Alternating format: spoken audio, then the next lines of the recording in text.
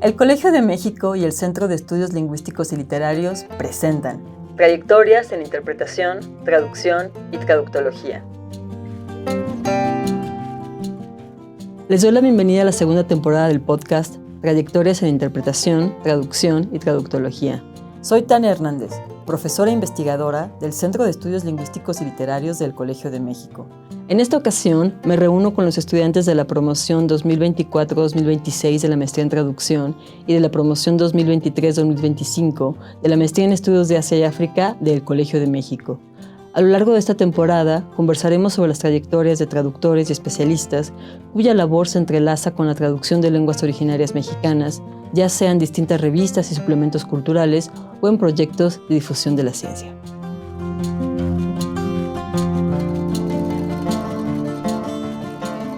Les damos la bienvenida. Nuestros invitados son Luis Miguel Ramos Barragán y Franklin Iván Incio Guamanchumo, estudiantes de la promoción 2024-2026 de la maestría en traducción del Colegio de México.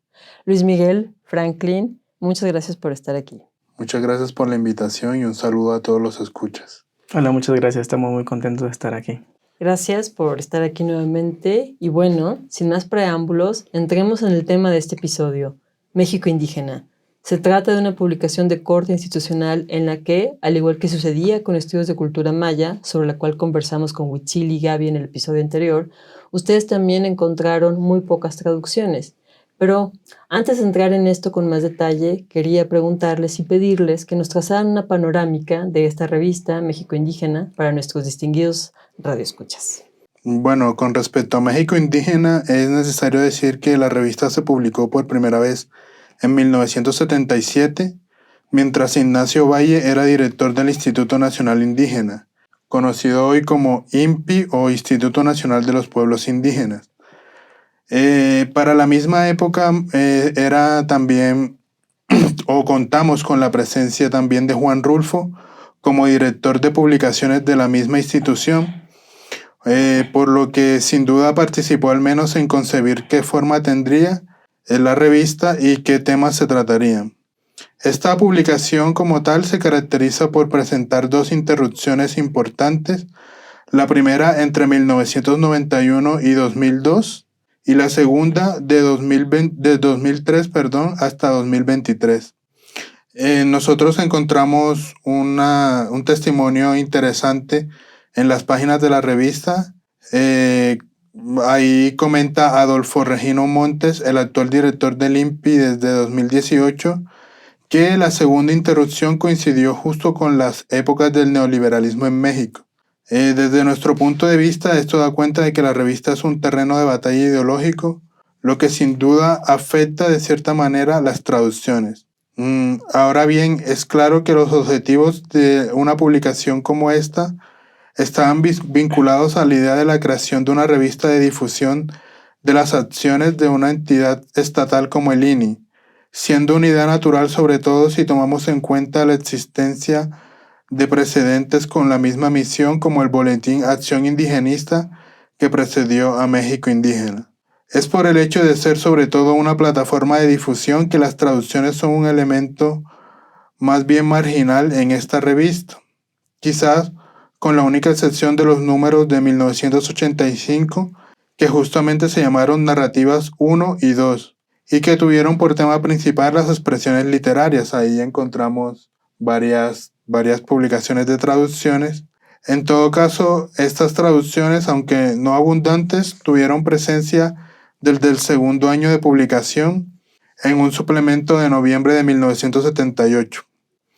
La publicación de traducciones en las revistas a las que tuvimos acceso se dio en 11 números, sumándose a la de 1978 y a las dos de 1985, diversas publicaciones como las de abril y junio de 1990, las de marzo y agosto de 1991, las de agosto y noviembre de 2002, la de septiembre de 2003 y la de julio-septiembre de 2024. Bien, muchas gracias por esta panorámica, Luis Miguel. Y bien, si ya nos has comentado un par de aspectos como, bueno, que se trata de un tipo de publicaciones, me refiero a las traducciones marginales por los objetivos de la revista, Y también ya nos has dicho que, pues, aunque son pocas, estas pocas se trata en su mayoría de textos literarios. ¿Qué otras cosas nos pueden decir además de estas traducciones? ¿Se muestra el nombre del traductor? ¿Se muestra la lengua de la que proceden? ¿O ya son los únicos datos a los que pudieron, digamos, que pudieron estimar? Bueno, como tal, nos resulta importante señalar que la mayoría de estas traducciones vienen de diferentes fuentes, ¿no? Algunas vienen de recolección de material sobre el terreno realizados por antropólogos, sobre todo cuando se trata de narraciones orales que son recopiladas, y en este caso, pues, claramente no hay ningún autor, pues, más bien el autor vendría siendo, pues, la comunidad entera antes que un individuo en particular. Sin embargo, también encontramos algunas traducciones ya más correspondientes a poetas reconocidos de diferentes etnias indígenas. Y pues aquí sí encontramos generalmente un texto, un poema que está presente tanto en la lengua indígena de la cual habla el poeta en cuestión, como una traducción, una autotraducción al español realizada por el mismo poeta.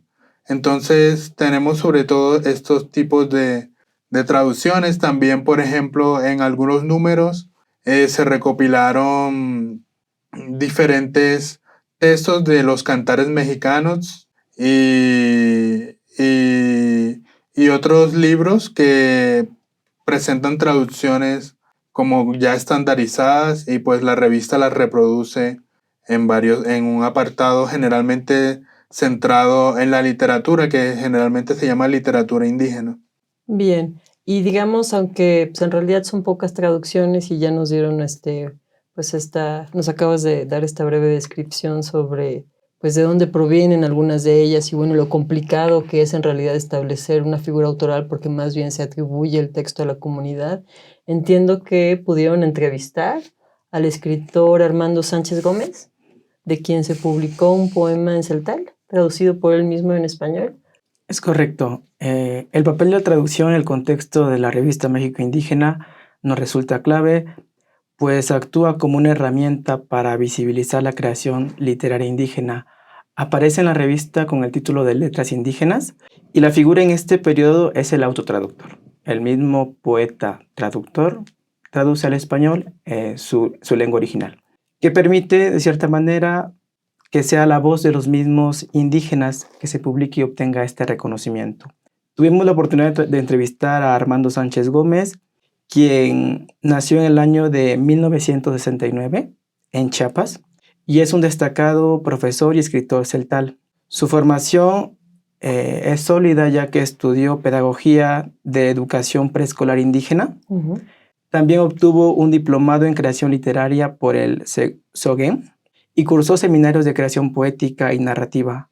Ha publicado diversas obras y fue coautor de títulos como Voces de la Selva y Memorias Históricas.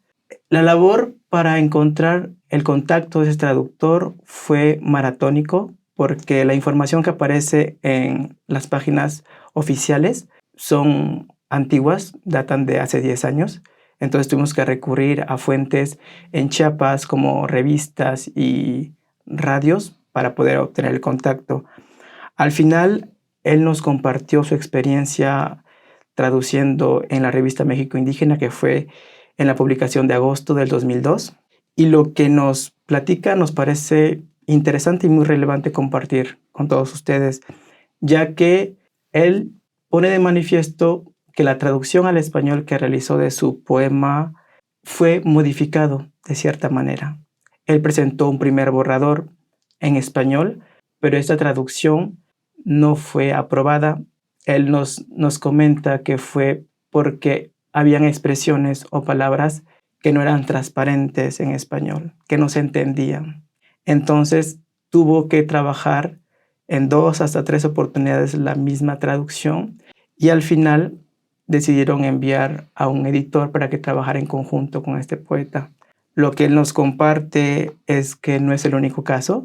Él tiene un tipo taller en Chiapas donde se reúne con traductores y poetas que realizan el mismo ejercicio y a todos les ocurre lo mismo. Su primera opción de traducción no es la ideal.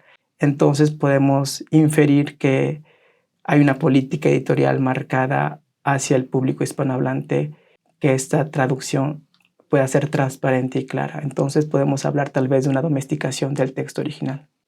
Qué interesante. Y imagino que, o sea, en realidad estás describiendo una situación pues frecuente por el tipo de lenguas que trabaja en este caso Armando Sánchez Gómez, pero quizás que pudiera no resultarnos tan común cuando se trata de otro tipo de lenguas. Y bien, pues ya para cerrar esta conversación, Franklin y Luis Miguel, no sé si quisieran compartir alguna reflexión sobre pues, este proceso, sobre el alcance y las limitaciones de la traducción y la autotraducción como estrategias de visibilización, o quizás sobre algún tema o beta de investigación que quedó pendiente, ¿no?, en su primer acercamiento a esta publicación. Bueno, desde nuestro punto de vista, la palabra clave es la autodeterminación, ¿no? En nuestra conversación con el poeta Armando Sánchez, nos hicimos conscientes de que aún se piensa la traducción desde el punto de vista del hispanohablante, y en esa medida se siguen reproduciendo dinámicas donde no se acepta a plenitud la otredad.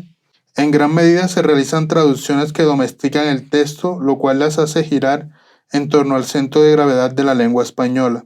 Consideramos que deben procurarse traducciones extranjerizantes en los términos de Benuti, pues sólo así las lenguas indígenas interpelarán al lector hispanohablante al sacudir sus cimientos con formas de expresión poco naturales en español. Solamente de esta manera se logrará que las poblaciones nacidas por fuera de la cultura indígena se imprenden de estas concepciones del mundo y dejen de verlas como elementos exóticos simplemente. Además de esto, los espacios creados por indígenas para otras personas indígenas aún son realmente pocos, y esto influye en el tipo de traducción que se realiza, ya no solo porque de esta manera se visibilizan poco estos pueblos, sino también por la manera en que lo hacen, sobre todo desde una mirada racializada. Es vital entonces generar instituciones culturales lideradas por los mismos indígenas para que ellos sean quienes escriban su propia historia y sean capaces de moldear su futuro como bien les parezca.